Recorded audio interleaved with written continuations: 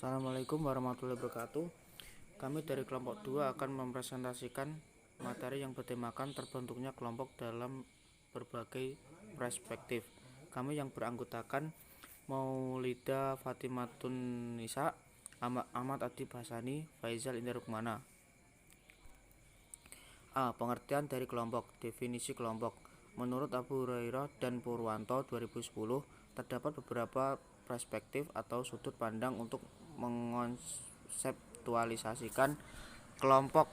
Pada dasarnya kelompok terbentuk karena adanya suatu kumpulan dua orang atau lebih. Menurut teori yang dikembangkan oleh Johnson pada 1987, dalam Suwarno 1999, sebuah kelompok adalah dua individu atau lebih yang berinteraksi tatap muka face-to-face interaction yang masing-masing menyadari beberapa orang yang juga anggota kelompok dan masing-masing menyadari ketergantungan secara positif dalam mencapai tujuan bersama. Menurut Mardikto 1993 mendefinisikan kelompok sebagai himpunan yang terdiri dari dua atau lebih individu manusia yang memiliki ciri-ciri. Dengan demikian dapat disimpulkan kelompok merupakan kumpulan dari dua orang atau lebih yang memiliki motif atau tujuan bersama sehingga memiliki interaksi baik yang berinteraksi sangat intensif maupun tidak ada sama sekali hingga membentuk kelompok dengan masing-masing tujuannya. B. Teori terbentuknya kelompok. Individu memutuskan untuk membentuk kelompok memiliki alasan tertentu. Hal ini dipaparkan oleh Thomas pada 2005 yang mengemukakan beberapa teori tentang terbentuknya kelompok antara lain teori kontrak sosial, perjanjian sosial, teori hasrat sosial, teori tenaga yang menggabungkan teori kedekatan Propin-Quine theory, teori keseimbangan Abel's theory, teori alasan praktis teori, teori aktivitas interaksi sentimen, teori pertukaran, teori hubungan pribadi, teori identitas sosial.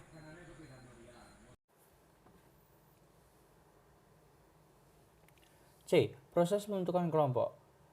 Proses pembentukan kelompok dimulai dari adanya perasaan atau apresiasi yang sama. Untuk memenuhi kebutuhan dari perasaan ini akan muncul motivasi dalam memenuhi kebutuhan yang kemudian menentukan tujuan yang sama dan akhirnya menjadi interaksi sehingga terwujudnya sebuah kelompok.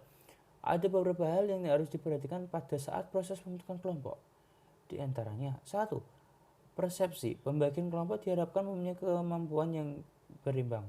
Kedua, motivasi. Pembagian kekuatan yang berimbang akan memotivasi setiap anggota kelompok untuk berkompetisi secara sehat dalam mencapai tujuan kelompok. Yang ketiga, tujuan untuk menyelesaikan tugas-tugas kelompok atau individu dengan menggunakan metode diskusi ataupun kerjasama. Yang keempat, organisasi. Pengorganisasian dimaksudkan untuk mempermudah koordinasi sehingga penyelesaian masalah kelompok menjadi lebih efektif dan efisien. Yang kelima, independensi. Kebebasan merupakan hal penting dalam dinamika kelompok. Kebebasan yang dimaksud adalah kebebasan anggota kelompok dalam menyampaikan ide dan pendapatnya. Yang keenam, interaksi. Dengan adanya interaksi akan ada proses memberi dan menerima ilmu pengetahuan dari satu anggota ke anggota yang lain. D. Jenis-jenis kelompok. Kelompok merupakan kumpulan dua orang atau lebih melalui interaksi dan tujuan tertentu. Sarwono 1999 menggolongkan kelompok menjadi 1. Kelompok formal, organisasi militer, perusahaan, kantor, kecamatan. Kelompok non-formal, arisan, geng, kelompok belajar. Yang kedua, kelompok kecil, dua sahabat, keluarga, kelas, kelompok besar, divisi, tentara, suku, bangsa. Ketiga, kelompok jangka pendek, panitia, pengumpang sebuah kendaraan umum, orang-orang yang membantu memadamkan kebakaran atau menolong korban kecelakaan lalu lintas. Kelompok jangka panjang, bangsa, keluarga, tentara, sekolah. Keempat, kelompok kohesif atau hubungan erat antar anggota. Keluarga, panitia, rombongan, kelompok tidak kohesif, penonton bioskop, membaca majalah. Yang kelima, kelompok agresif, pelajar tawuran, penumpang bus mengeroyok pencopet. Kelompok konvensional menaati peraturan, jamaah haji, jamaah sholat Jum'ah. Kelompok ekspresif atau menyalurkan perasaan, penonton sepak bola, penonton penggelaran musik rock. Yang keenam, kelompok dengan identitas bersama, keluarga, persatuan militer, perusahaan, sekolah, universitas. Kelompok identitas bersama, penonton, jamaah, penumpang bus. Yang ketujuh, kelompok individual, otonomus, masyarakat kota besar, perusahaan dengan sistem manajemen berat. Kelompok kolektif, relatif, masyarakat pedesaan. Yang ke-8, kelompok yang berbudaya tunggal atau adat, tata susila, agama, hukum, atau non lainnya. Masyarakat pedesaan tradisional, kelompok yang berbudaya majemuk, masyarakat perkotaan, partai politik, keluarga, antar etik atau negara. Kesembilan, kelompok laki-laki, tim sepak bola, pasukan komando, geng lelaki, kelompok perempuan, tim sepak bola wanita, polisi wanita, korps wanita. Ke-10, kelompok konsumen, dalam hal sumber daya tergantung pada pihak lain, yayasan lembaga konsumen, kelompok ibu rumah tangga, kelompok produsen perusahaan atau profesi atau mandiri dan pengalaman dan otoritas, asosiasi kayu, ikatan dokter, ikatan kerja ekonomi.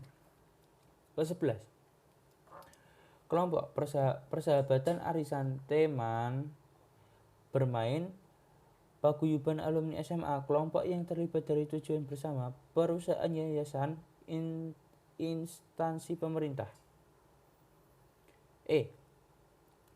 Tujuan kelompok. Tujuan kelompok merupakan gambaran yang diinginkan oleh individu atau kelompok yang dicapai. Tujuan sebuah kelompok harus jelas atau pasti dan diketahui oleh seluruh anggota yang ada. Sedangkan untuk mencapai tujuan kelompok itu sendiri diperlukan kekompakan atau seluruh anggota. Johnson mengemukakan bahwa pengertian tujuan sebuah kelompok sebagai suatu keadaan masa yang akan datang yang diinginkan oleh anggota kelompok tersebut. Johnson memaparkan bahwa tujuan kelompok akan optimal dan efektif apabila memiliki ciri-ciri sebagai berikut. 1.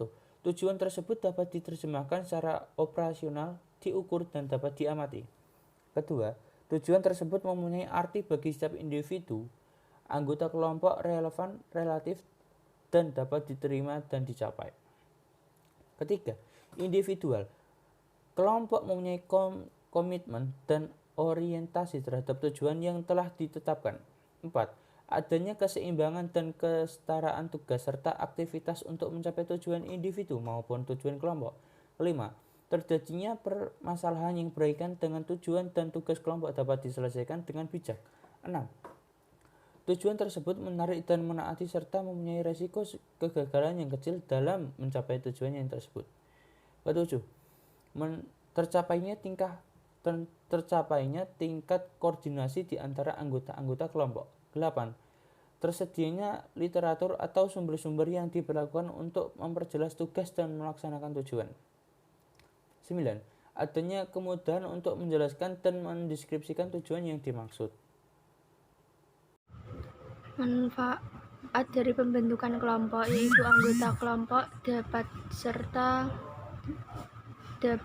anggota kelompok dapat memberikan pendapat untuk menentukan suatu pekerja, prosesnya, serta perubahan sehingga tercapainya tujuan. Pengambilan suara dalam kelompok membantu diambilnya keputusan dengan cepat. Anggota kelompok mengingatkan anggota lainnya untuk fokus dengan masalah yang ingin diselesaikannya. Manfaat yang terakhir ialah melalui berkelompok, kebutuhan sosial individu dapat terpenuhi dengan baik. Tujuan pembentukan kelompok yaitu untuk menyelesaikan tugas-tugas kelompok atau individu itu sendiri. Kesimpulan, kelompok merupakan sebuah interaksi antar individu dengan yang lain yang terbentuk oleh persamaan keadaan, motivasi, dan dapat bekerja sama untuk mencapai tujuan bersama. Hubungan kelompok mempunyai hubungan psikologis secara timbal balik, yaitu saling bergantung sama lain. Kelompok terdiri dari latar belakang yang berbeda namun memiliki tujuan yang sama yang terdiri dari beberapa orang. Proses pembentukan kelompok dimulai dengan perasaan atau penghayatan yang sama terhadap pembuahan kebutuhan. Dari perasaan inilah muncul motivasi untuk memenuhi kebutuhan, kemudian ditentukan tujuan yang sama, dan terakhir terjadi interaksi sehingga dapat terbentuk suatu kelompok. Dan presentasi dari kelompok kami. Mohon maaf apabila ada kesalahan. Assalamualaikum warahmatullahi wabarakatuh.